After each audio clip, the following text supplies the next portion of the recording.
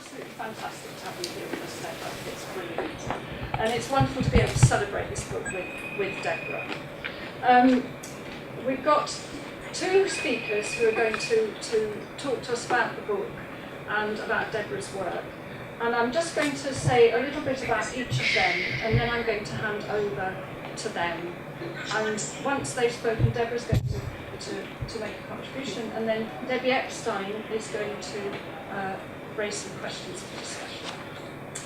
So Betsy Ettorre is over there, and Betsy is an internationally known feminist sociologist in the area of substance misuse, genetics, reproduction and autoethnography.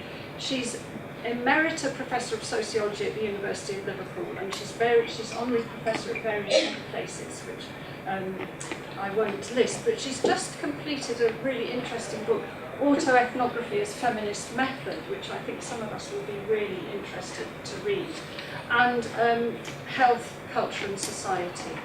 And she has also written with Deborah in the past. They wrote an article, Feminist Confronts the Gene. And our other speaker is Stuart Murray, who's joining us all the way from Canada. He's Professor in Canada, Research Chair in Rhetoric and Ethics in the Department of English Language and Literature in the Department of Health Sciences at Carleton University in Ottawa, Canada. And his work is concerned with the constitution of human subjectivity and the links between the rhetorics and ethics of life. And he also has worked with Deborah, and most recently they co-edited a 2-volume special issue on bioconvergence, which appears in the open access online journal Media Tropes.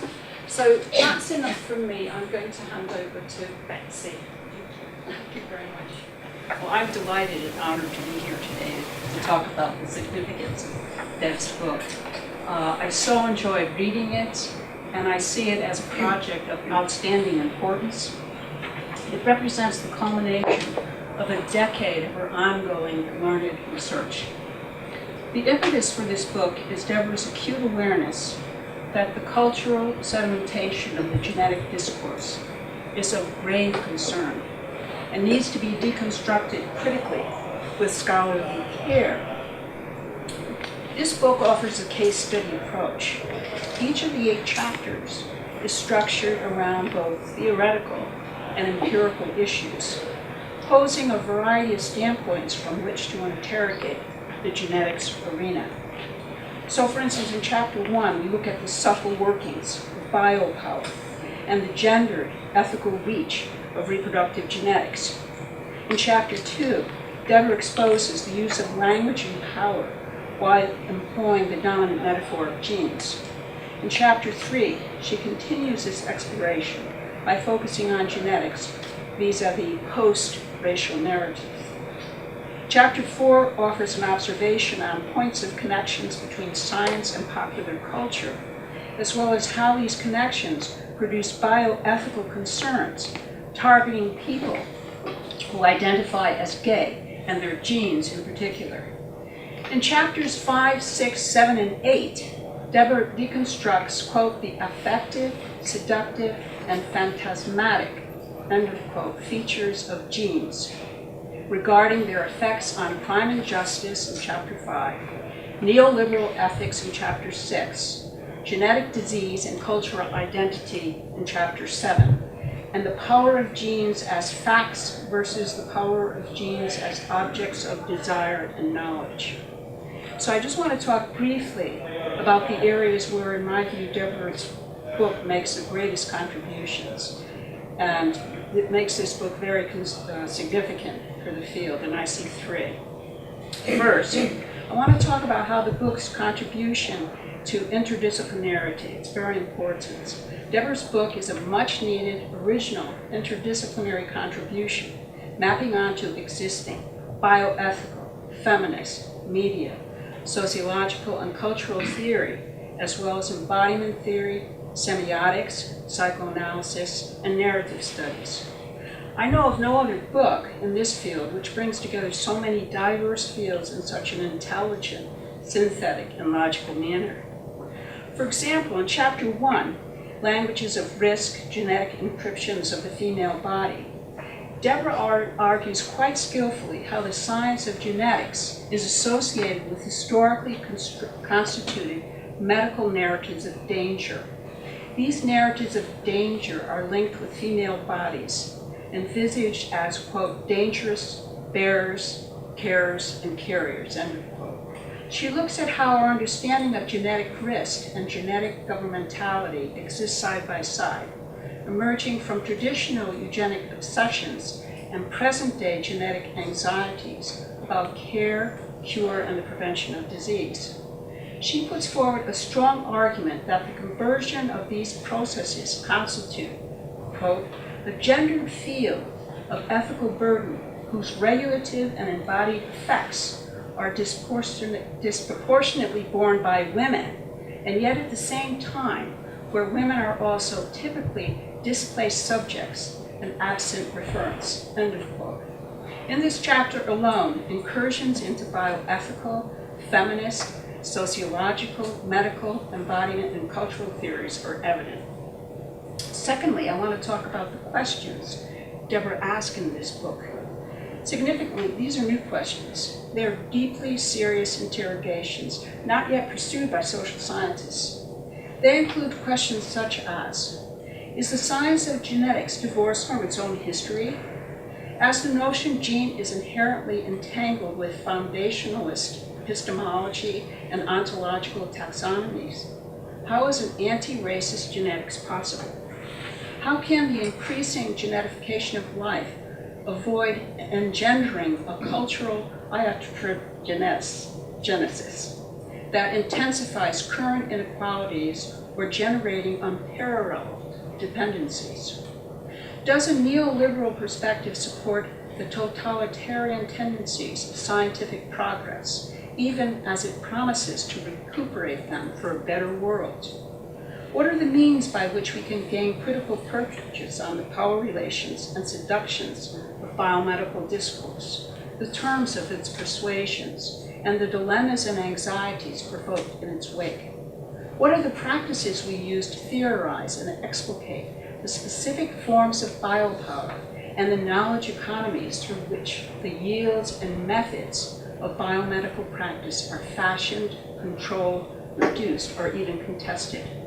What critical tools can be used to help us to understand the uncertainties and fascinations that ascribe to some sciences and not others? I'm very aware that answers to these questions are indeed lacking and undeniably avoided by a whole swathe of researchers for epistemological and political reasons. Without a doubt, responding to these questions requires an awareness of the self and the vagaries of embodiment, theoretical scrupulousness, and an acute recognition of the importance of affect, awarenesses which tend to be eschewed in the academy. Furthermore, social scientists who work in this field tend to steer clear of critique because many remain overwhelmed and culturally seduced by the normative, persuasive, genetic discourse and stuck in the regimes of feelings projected by it. Thirdly, I want to talk about how Deborah pushes forward the boundaries of embodiment theory. She proves what Lisa Moore and Monica Casper have recently argued, that bodies are anything but simple. As I engage with Deborah's arguments, I'm acutely aware that as a whole, her case studies present a widespread cultural configuration, an extensive and pervasive bioimaginary, reflecting the basic, quote, biopolitical and bioethical susceptibilities of genes, end of quote. The clear message is that the somatic expertise visible in the neoliberal world of global biopolitics, bioethics, and genetics is used by powerful actors to bring together health and identity, wealth and sovereignty, and knowledge and values. For example, in Chapter 7, Seeking the Jew's Gene, Spectacle, Science, Spectacle, and Redemption, Deborah positions the science of ethnic or cultural identity genetics counter to, first, Bodies and Cultural Identities of Post-Colonial Popular Imaginary and the Revival of Race Science. Second, Fascination with Jewish Bodies in a Post-Holocaust World and Black Bodies in a Colonial Eugenic Science. And third, the position of spectacle, desire, and bodies in the sedimentation of scientific ideas related to race and sexuality. Recently, Victoria Pitts-Taylor has shown the entanglements of nature and culture by exploring the embodied mind and the ingrained body. Similarly, Deborah shows the entanglements of nature and culture.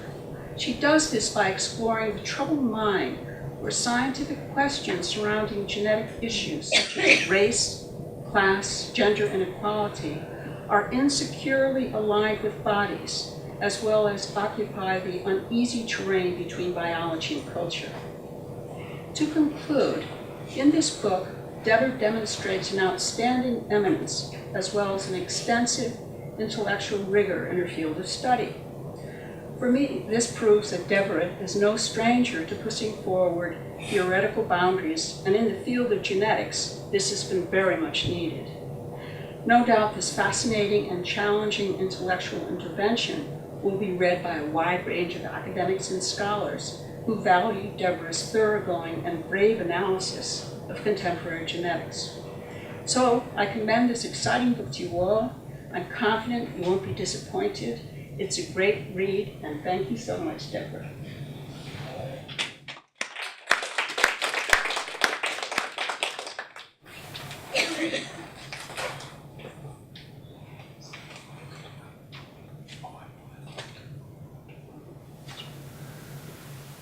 Thank you for this invitation, everyone. It's such an honor to be here today to help launch and to celebrate genes and the bioimaginary, a book that addresses the infectious and sometimes cruel fantasies purchased on the gene.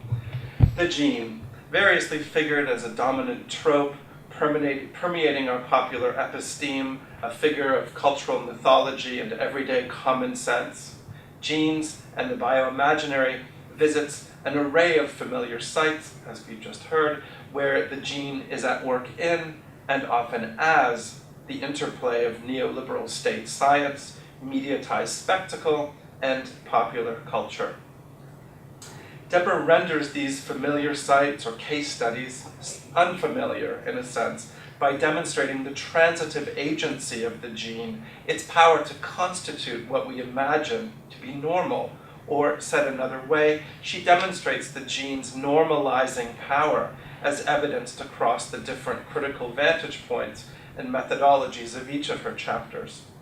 As her book's subtitle indicates, she studies the ways that the gene constellates around science, spectacle, and culture in our neoliberal present, a present that is now, but not now, ours, but not ours, or perhaps not yet ours, a projection, neoliberalism as a projection into the future, a deferred future, accrued in and on the promises of rationality and rational choice. Throughout, Deborah tackles these seductions with a steady hand. But here I could not do justice to the specific sites that Deborah has gathered over the years and analyzed on the gendered body, the racialized body, the diseased body, the criminal, the homosexual, and so on.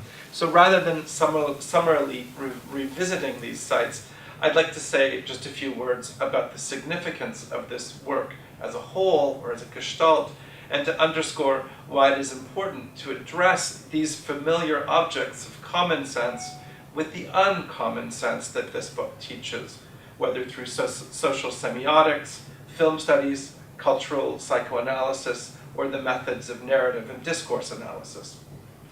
I hope Deborah will forgive me for stealing a few words that we wrote together in our afterwards to the double journal issue we jointly edited on bioconvergence.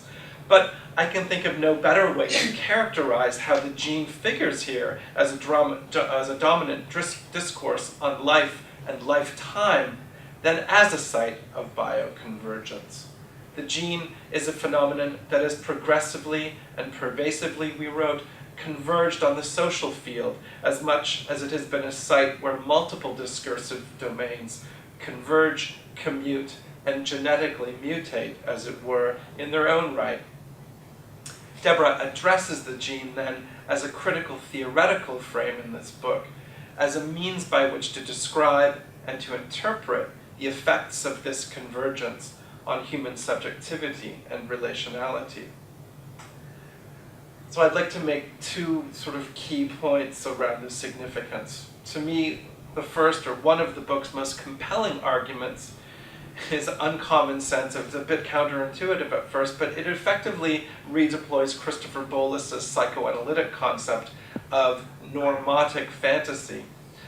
As Deborah explains, and I hope I do justice to this, for Bolas, normatic illness represents a pathological attachment or investment in what is perceived to be normal, where the self idealizes, embodies, and comports itself in accordance with fantasies of the norm. As a cultural description then, for Deborah, the gene figures precisely as just such a ubiquitous and normalizing force. The gene then is what Foucault and Deleuze might call a switch point through which scientific, mediatized, and cultural discourses seize upon our imaginations and biologize them, as we might say. It suggests a widespread cultural neurosis that has become domesticated and normalized in each of us. In Deborah's words, and I quote, "Normatic values and normatic fantasy might describe the invested repudiation of what is subjective, such as feeling and the body, in favor of an idealized ultimate rationality. As such," she continues, "normatic fantasy constitutes the cultural unconscious or persuasion of modernity and modern science, with their principled claims of rational utilitarianism, objectivity, and natural law." This word, persuasion, is Deborah's, so this scholar of rhetoric cannot quite be accused of finding here what I'd call a rhetoric of the gene, in which the gene might be described in Aristotelian terms perhaps as a topos or a commonplace, a figure that works hard figuratively and transitively to displace rational argument under the guise, paradoxically, of honoring rationality, science, nature, and truth. The persuasion in question belongs to modernity and to modern science. It belongs to the gene as the agent of our aggressive social order. We are carried in its wake, its persuasions, in its tendencies, to offer a nod to each Sedgwick here. So the word persuasion is apt given the geneticizing discourses of the everyday, discourses that do violence, of course, to science, to nature, and to truth, but more than this, discourses that furnish us with those unthinking commonplaces, those tropes in and through which I relate to myself, to my body, to my illness, to life itself, and to others. But it's not just a matter of me, myself, as the phantasmatic agent of causal determinism and rational choice. The gene and its rhetorics of risk and redemption mandate the ways that I am meant to intervene in my life, to mitigate risk, to heal my illnesses, to correct my deviance, and to understand who and what I am at last, really. Gay genes, Jewish genes, cancer genes, the list is virtually unending. For every human social or medical problem, it seems, there is a genetic solution, or the promise of a solution just around the corner. This is more than the kind of cruel optimism addressed by Lauren Berlant and others. Indeed, it points to the second of the book's most compelling registers, a devastated and devastating appeal for an ethics beyond the purported ethical facticity of the gene. In this, our normatic fantasies are more than a mere pathological investment in what is normal, natural, scientific, or rational. Here, our pathological investments are normative. They are, in other words, not just about who or what we are, but about who or what we ought to be, and what we ought to do in order to secure this future now. Around these normative investments, we find ourselves inhabiting a weird and impossible temporality. The promised future of the gene becomes the present in biotechnologies and their insistent narratives of life, which project the idea of living into the future and project disease and death into the abstract underside, the silence of the statistic and the percentage point. The promise of a healthy and happy life is always deferred just around the corner. The gene then operates outside of the present and out onto a counterfactual future that is both predictively predetermined and yet never operationally present. It relies on statistical paradigms and predictive rationalities projected into the realm of potentiality to dismiss or to defend against the proximity of disease and death in the narrative of biomedical and biotechnological progress. As Deborah has written elsewhere, the gene in this moment, quote, articulates a standpoint of melancholia, a refusal to mourn, a repudiation of loss and death, an insistence that we can choose to live, that life can be willed, end quote. This involves, too, a repudiation of our own bodies, of human finitude, and the ways in which these aspects of human being are shared, uncomfortably, to be sure. The ethical demand that, for me, surfaces in genes and the bioimaginary is the demand to repudiate the repudiations demanded by the rhetorics of the gene, its science, its spectacles, its cultures. This calls for what Foucault has called an ethic of discomfort, but it might even be an ethic of abandonment or loss, to relinquish the many seductions of genetic discourses, to give up that false and idealized self, immaculate, if not immortal, that is located in the gene's counterfactual futures. For many, as for me, this demand is devastating, although this book not once asks us to forsake science or nature. Rather, in my reading, it points the way toward our being together in sickness and in health, and it suggests, at least to me, how even our normotic fantasies, genetic or otherwise, express a misplaced desire or a desperate search for what we share as human beings. Deborah's text reminds us of a language, I think, latent but not altogether lost, in which I might find myself together with you, here and now, to live with those uncertainties and within the horizons of an uncertain future, which makes us human, after all. Thanks.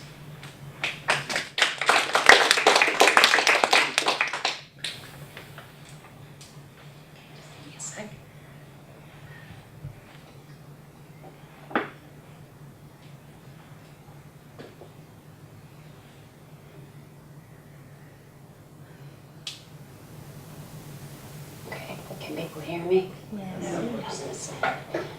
I can't think when I'm sitting, so I apologize for having laryngitis, and I hope that what I'm going to say is intelligible. So I want to start by thanking Nickie and Maria for organizing this lovely event. I'm really moved by it, and I'm really delighted that Betsy and Stuart have come to speak, and I'm quite staggered by the things that you said. You know, it's really something when your work has had an impact, and when people can tell you something in response, because often we're writing and it kind of goes out there and we're never really sure how it's being read or how it's affecting the readers. So that was a wonderful opportunity for me to have my own work kind of filtered through what you think and what's important in your academic kind of perspectives. So I'm not going to talk long because I don't have a voice for it, but I thought it would be the things that I would like to say in addition to thank you was that this was a difficult book for me to write, in part because I kept being interrupted from getting sick. And so what ended up happening was I ended up with maybe 3 books by the time I was done that didn't quite go together. And so it gave me the challenge of trying to think about how do I make coherent these different moments in time where the project kept changing. And when I finally solved the problem, and this is, I think, the main point for me about the book, is that I started with one project and I ended up with a very different one, but they're interesting for me to look at side by side.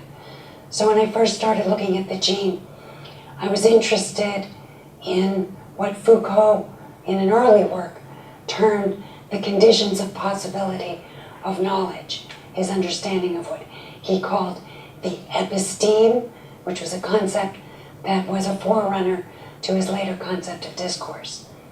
And so I began by thinking about what were the social conditions under which genetic theory became pursued and plausible, and what were the social effects of genetic discourse. So I was interested in the social conditions and social consequences of knowledge. In the second part of the book, I found myself interested in a very different question, which was the conditions of plausibility or persuasion of knowledge. How does knowledge come to be persuasive? How do we come to be attached to different kinds of knowledges? And I don't know if people have seen Stephen Colbert in the Colbert Report, but he's a satirist from the United States, and he invented a concept called truthiness, which he defined in distinction from factiness. And truthiness is what feels true.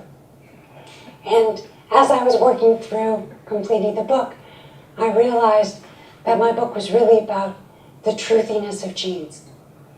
Because what felt real were the investments in genetics, the escalation of its discursive reach really seemed to owe much more to its truthiness than to its factiness.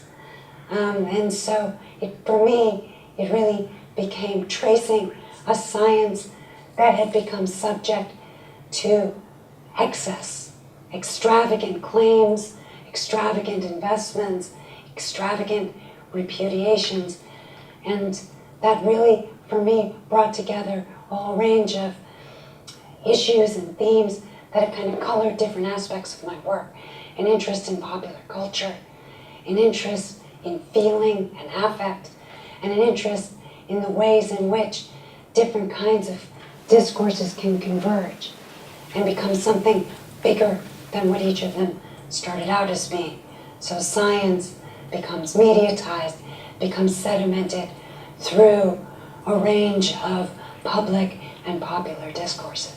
So I'm very grateful that I got to finish this book and that I kind of came to what was really important to me as a scholar and as someone who's been politically active, and someone who's always had a tremendous love of media and popular culture. And I have found that hooking that interest to science has enabled me to kind of redeem media studies in the eyes of people who think that it's just a decorative sociology. I forgot who said that. Rojek, yeah, Christopher Rojek. And also to open up some spaces in the more scientific side to think about what the impact of science is on culture and the way that science writes culture, as well as the ways in which science is infected by, infused by cultures outside of itself. So I think that's really what I wanted to say about the book. And thank you again for the interesting things that you said, and thank you again for organizing the launch. It really means a lot to me. Thank you all for coming.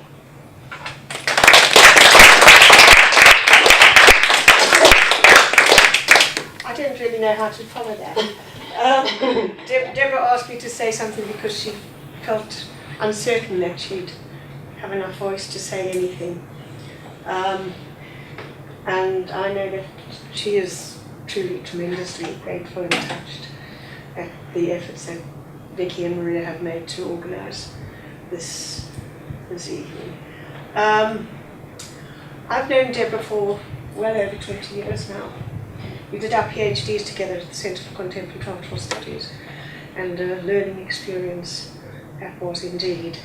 I've always said I think I learned more in the first year of my PhD than I had in any year of my life since I was about 18 months. And we know how much toddlers learn in a year. And I've worked with Deborah all through that time, and it's always been fun and remarkable what two people can do together who are actually coming from, in some ways, similar places and in some ways very different places. I know Deborah would like there to be some discussion and some questions and people to say if they think it's not, it's not what they think. She had one question at a talk that she did about the book a little while ago, where the questioner asked her if she saw anything good in genes, in genetic research. Oh, was that quite the question? I don't. Well, yes, again, sorry. Can you hear me? Yeah. Mm-hmm. So, it was organized by a scientist, and it was a salon that was organized in Birmingham, and almost everybody there was a scientist. So it was an interesting trial by fire for me, talking about a book that was very skeptical of genetics to a bunch of geneticists. And anyway, it was very interesting. I learned a lot from it. But the guy who organized it, at the end of it, he said to me, "So I've read your book, and I just wanted to ask, do you see anything good in the science of genetics?" And at the time, what I said to him was, well, I really do see the appeal of the study of genetics, and I think the epigenetic turn, looking at much more complex versions of how genetics might work, is very interesting. So I answered it in a very hedged way. And what I wish I had said, actually in retrospect, is I'm not sure that I do. I'm not sure that I do. And but all that being true, I do find it interesting. And I think the reason that I feel so resistant and want to repudiate it myself is because of how attached genetics is to a kind of normatic fantasy of action, where if we know about genes, then there are things that we can do, especially in the medical context. And do people know about Siddhartha Mukherjee? He wrote the book, The Emperor of All Maladies, which is about cancer. And he's just come out with a new book called The Gene and Intimate History, which I've only just got and haven't had a chance to read. But I've read a number of his articles. And he was talking in one of his articles about the shift in oncology in the wake of genetics. And he was really writing about what he thought of as intuitive oncology, and how in the wake of the genetics has told us how very complex cancer is. It's not one disease. It's actually, the more you look at it, the more it's infinite numbers of conditions. So how do you treat it? And so he talked about how he, as an oncologist, would have conversations with his colleagues about trying this or that treatment using their intuition to try and decide how they were going to personalize and target. And as I was reading this article, and I really should preface this by saying I really like his work. I've followed the articles that he's written. I thought The Emperor of All Maladies was a really interesting book. But I found myself reading this article thinking, are you kidding me? This sounds awful. In terms of intuition, do we want to rely on the oncologist's intuition or the patient's intuition? It just seemed to me that this intersection of science and genetics was a rabbit hole.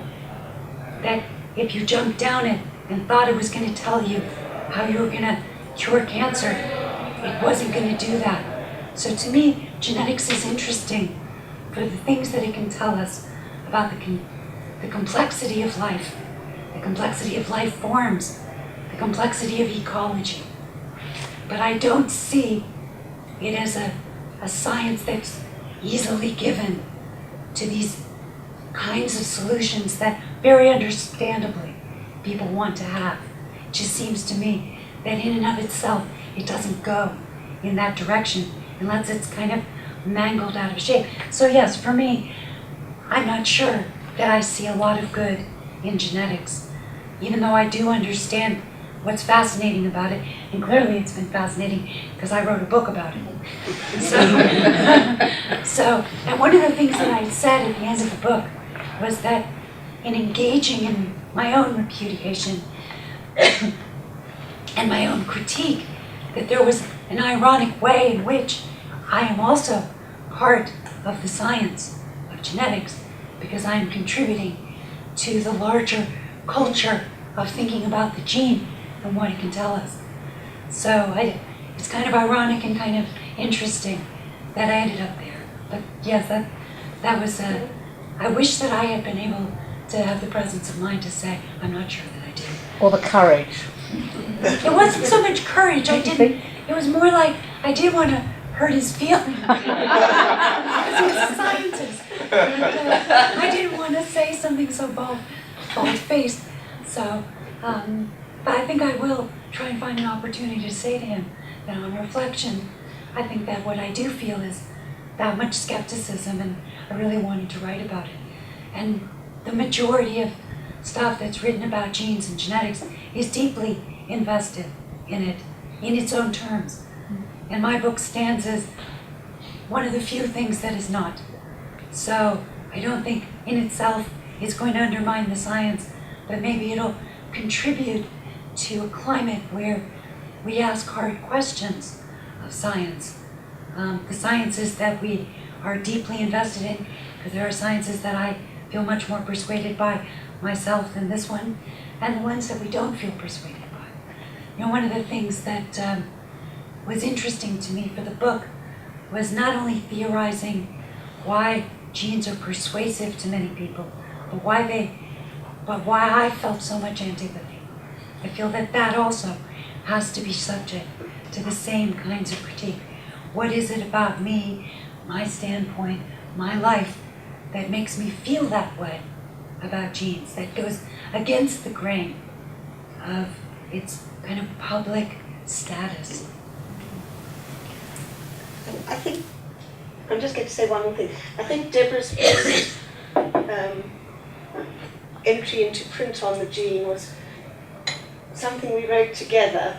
Yeah. In It's a joke thing. a joke thing for the local lesbian gay news sheet, and just free handout thing. And it was when Simon LeVay first came up with the gay brain. The gay brain and the gay gene, and we wrote we had a whole kind of, it just went on and on, didn't it? It was developing about the gay gene having previously been well established through, the code 106, I think. No, 501. 501, and Levi 501, and so on. So I think that must have been your first. That was my first Irreverence to the gene. I wonder if there are anyone else wants to say anything, whether they've read the book or not, or what they've heard, or contribute to the conversation in any way, or do people just want to? Yeah, go Sean. Yeah, I am the common reader. I'm not an academic, and I read the book a number of times as it was being produced. And there were the thing that I noticed most specifically is that at that salon there was one geneticist in particular who kept on saying, "But don't you agree these are facts? They're just facts. These are facts." Yeah. And having read the book, I wanted to say, well, yeah, they're facts. So you have a whole framework of science, but where it's embedded, it's not in the ground, it's embedded in, I don't know, water or quicksand or something that shifts so that what looks like facts are not really exactly fact, they're structures that exist in the middle of nowhere. And as soon as you turn your attention down to where the foundation is, you find there's nothing there. And it's, in some cases, as you read the book, which is very readable, even if you're not a specialist in any of the fields it represents, as you look down, you see nothing. And that's quite fascinating. Yeah. I think you see the rabbit hole. Sometimes Yes. big and sometimes small. Sometimes you eat me and sometimes you drink me. It's not that all of the claims of genetic fact have no foundation. It's that so many of them don't, really, I think. So in the book, I don't say that there's no factuality or facticity to genes.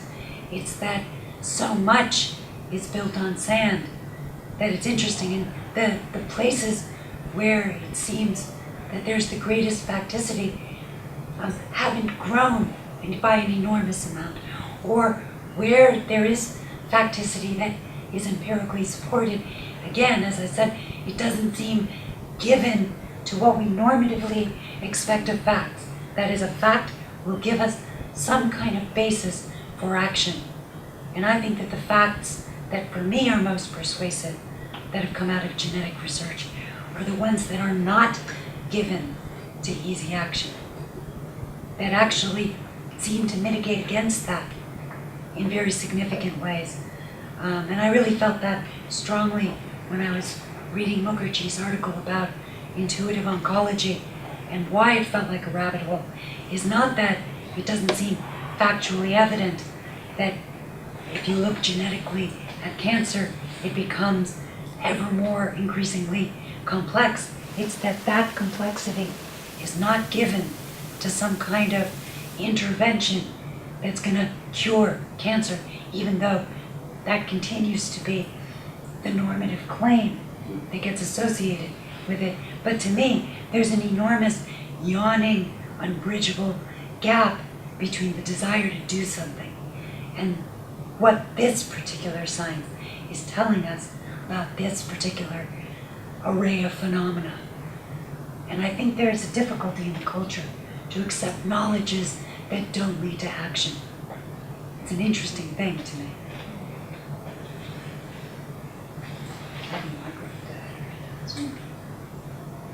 Margaret, you want to say? Well, it probably is the most boring question that was ever put. I mean, what can be more boring than the definite article? Except when I was living in France, I discovered there was a 3-volume collection on the definite article. This is a very simple question in a way, despite the collegial differences we've had forever between me being an ontologist and you being an epistemologist, who develop matters. But you have surprised me, all of you, if I can, not just impose on Deborah's voicelessness. It was the repetitive use of the term the gene, which I last met, ironically, in Sainsbury's supermarket in Cameron, where Richard Dawkins' The Selfish Gene was on discount offer. Now, of course, since then, I mean, we've had the decoding of the genome, etc., etc., etc.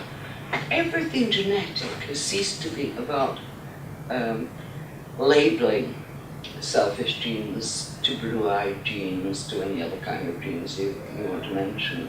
And it's become about the relationing and the patterning that goes on within the genome, one which we don't fully understand as the scientific community, probably never will fully understand, because simultaneously mutation is going on. So I'm just wondering, it's pure speculative, just as relations, relationality, relational emergent properties have become more and more important within sociological theorizing, is there any redemptive hope for genetic biology that conceiving of the genome relationally will cut out a lot of the garbage talk about determinate properties, determinate outcomes, and to some extent determinate fears. I mean, it's an interesting question. I use the word the gene, and I suspect Mukherjee did too, in part because it's the gene that's captured the popular imagination. True. What you're describing, the sort of the turn to complexity and relationality, remains to be seen. What I have seen so far is that there are considerable attempts to harness that relationality into a determinateness. We can cure this, we can act on that. So I think it's a larger question, maybe about determinacy itself and what is, well, you know, the Freudian idea of a fantasy of action is the defense against vulnerability. Well, actually, Freud would have said the defense against castration, but the defense against uncertainty and vulnerability and loss. And I think that where a relational theory can go is towards vulnerability, complexity, uncertainty. And so if genetics becomes a science in the public realm about uncertainty and about the difficulty of action and about the necessity of mourning and of the necessity of finitude, to use your word, then yes, I think it could go there because certainly the basis is there. But that's not where it seems to be going. And I think that was the contradiction at the heart of Mukherjee's article. That on the one hand, it was a beautiful extrapolation of this relationality and complexity. And in a way, the more you go down genetics, the less you know in a certainty kind of way about cancer. But then he's an oncologist and he wants to do something. So he tries to recuperate it through intuitive practice. And I felt that, well, I certainly felt that I myself would not want to be the object of that intuitive practice. And then I also felt like he jumped down a rabbit hole that he just so beautifully explained was a rabbit hole, if you look at it that way. So I think my answer would be, yes, it's potentially there. No, it is not the gene, I agree. And I think that the turn to epigenetics, which is where I end my book because it's just a launching science at the moment, it's very, very interesting to see where it could go. But if it keeps being recuperated for that normative, very understandable fantasy of action, then I think that what it can tell us about plurality will be lost. So I think that's my perception of it. I don't know, what do you guys think? I think I use it in this sense, I think, in which you're using it, as if the gene as a figure in the way that we speak of the person or personhood, right? As a kind that has a kind of a normative claim on us and has a force. So we imagine being harnessed or being seized upon by this by the power, and it's just a figure of speech, really, to name it and to locate it. But you're right; it's not that, and in fact, there's no person either. It's a fantasy of law and liberal. That there's no we're persons, right? And we're not just persons. We're we're persons in relations with each other. And in fact, if we want to be proper ontologists, we're not persons in relation with each other. We're relations out of which these derivative things called persons, and we put them in.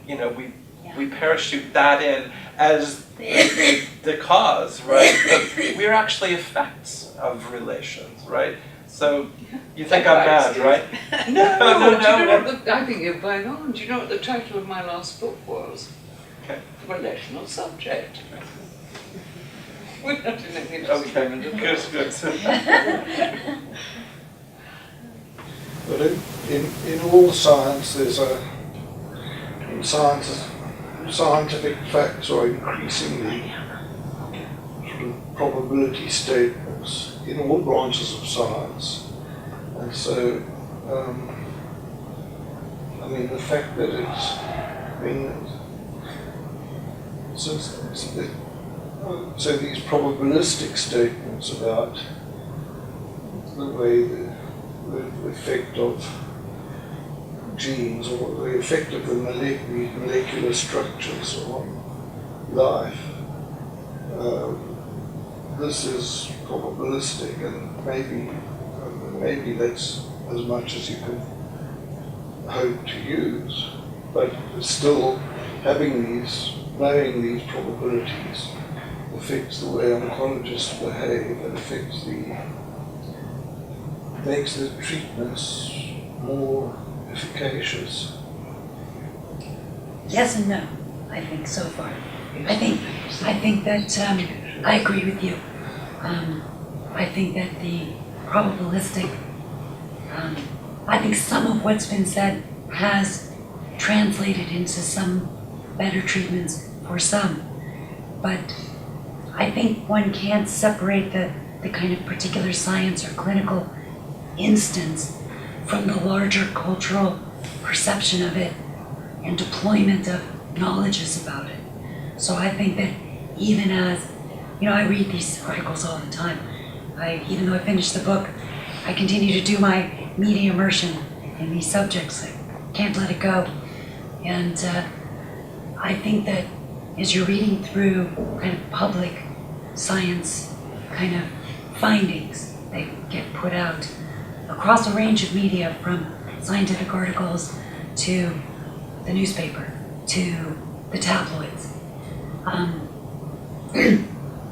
what you find is, if you read it carefully, you can see that the innovations are actually fairly modest. They have helped some people some of the time, but the framing of it becomes a much more extravagant exercise. And so being able to have the tools to unpack that, for me, makes me much more tentative about my willingness to find hope in some of the extravagantly claimed hopes. I think that there will be some efficacious outcomes to this science, but I think probably far less than one might hope. I think the discussion is sort of not taking into account that,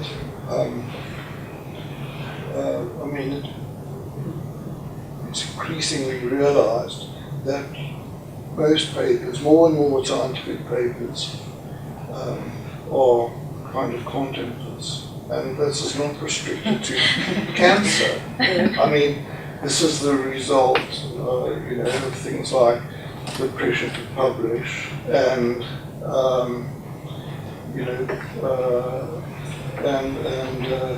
the fact that people fail to test or try to reproduce their own work before publishing and things like this, but this applies in many different branches of science. It's not restricted to genetics. No, I agree. Yeah. So I just want to make one other point, is that this word genetics means many different things. I mean, there's, on the one hand, there's the study of molecular biology, and then there's a completely different thing, which is the kind of assertion that this applies to human life. And I think these are very different types of study.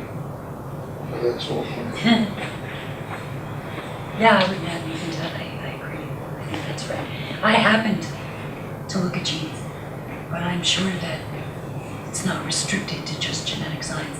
I happen to be interested in it because I started by being interested in reproductive rights and in the advent of in vitro fertilization. So as I was doing my PhD on in vitro fertilization, genetics came into that. And so I became interested in that as a kind of a side issue until I was done with my PhD, and then I realized that it was actually for me, more interesting even than the IVF studies had been. So how we end up getting interested in what we get interested in and how we focus on things is partly serendipity and a kind of an accident. And I think it was because I happened to be doing my PhD at a particular moment in time. I was positioned to be aware of the moment when genetics went from a science that scientists did without much general discussion about it to an explosion of popular vernacular. And it really was when the film, not just the book, but the film Jurassic Park came out. It was like overnight. It was in the papers. It was everywhere. And in this country, it began with Steve Jones, this geneticist, doing the Reef lectures and trying to do a kind of public understanding of science, public service, by making it accessible. So it was just sort of during that year when it was Steve Jones, the book Jurassic Park came out, and then the movie for maybe 2 years, that it went from one thing to a very different thing. And it's not the only science that has become part of a movie, but it is a science that seemed very given to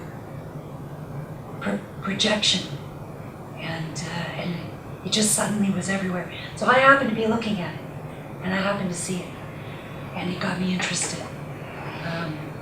which is why one of the chapters is actually about the Reef lectures. It was the first kind of the second thing I did about genes. Yeah. It was the first academic, scholarly kind of interest that I had, because I saw it by that point. I realized that it signaled something that doesn't happen to all sciences, which is that it was going to catapult into a public vernacular that way exceeds, like you said, molecular biology or the genetics of mice and oncology isn't necessarily obviously related to human life and what's going to happen in humans. And I just happened to see a science that was going to catapult from a range of specificities to something that became part of an increasingly unifying projective discourse. So that's what I tried to track in the book. And I tried to be careful not to lose sight, with possibly not success, I'm not sure, but not to lose sight that genetics was, as you say, like all sciences, a bunch of sciences that are clustered around a common object or a common set of questions about how life works.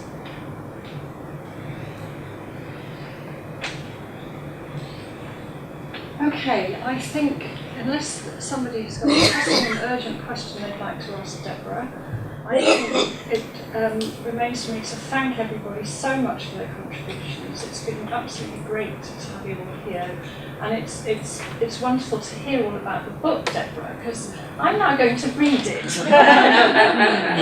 and to hear how you became interested in it and what really motivated you. It's fantastic. These leaflets are on the tables. We can get copies of the book at a 20% discount, so please take a leaflet away with you and buy the book if you haven't already done so. And I'd just like to thank everybody so much and encourage you to eat and drink, because there's lots more to do and refreshments here. Thank you.